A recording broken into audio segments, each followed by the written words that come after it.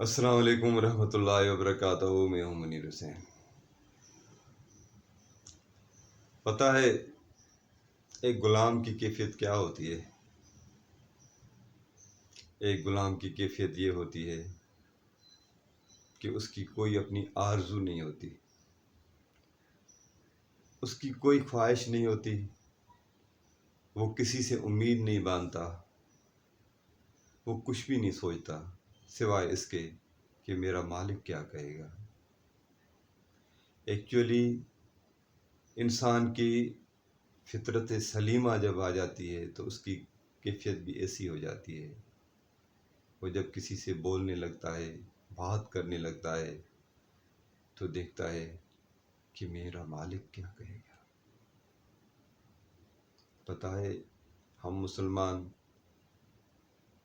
جب کبھی بات کریں اور یہ سوچیں کہ میرا نبی کیا فرمائے گا، میرا نبی صلی اللہ علیہ وآلہ وسلم اگر یہ بات کرتا تو کس طرح فرماتا۔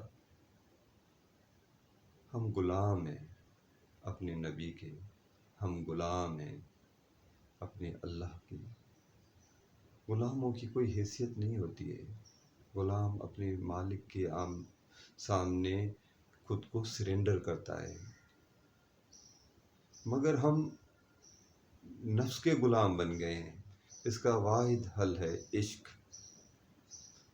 اپنے آپ کو عشق کے سمندر میں ڈال دیں،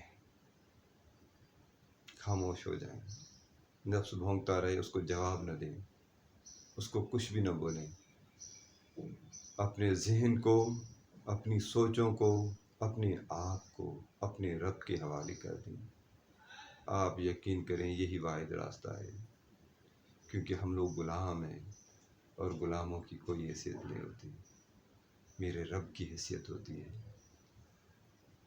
جب بات کریں میرے رب کی بات کریں، جب اٹھیں، جب سوچیں، سب بیٹھیں، جب سوئیں، میرے رب کو یاد کریں۔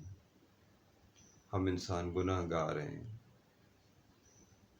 لیکن میرا رب تو کریم ہے نا، رب العالمین کی سنیں۔ انسانوں کے آگے کبھی وہ آپ کو جھکنے نہیں دے گا، کبھی آپ کو انسانوں کے آگے شرمندہ ہونے نہیں دے گا۔ ہم سب کو اپنے رب عظیم کے حضور جانا ہے، اپنے مالک کے پاس جانا ہے۔ ہم میلے ہیں، گندے ہیں، گناہ گار ہیں، جیسے بھی ہیں، ہمیں جانا اپنے رب کے حضور ہے۔ اللہ رب العالمین ہم سب کے لیے آسانیاں فرمائے اور آسانیاں بانٹنے کا شرف عطا فرمائے۔ السلام۔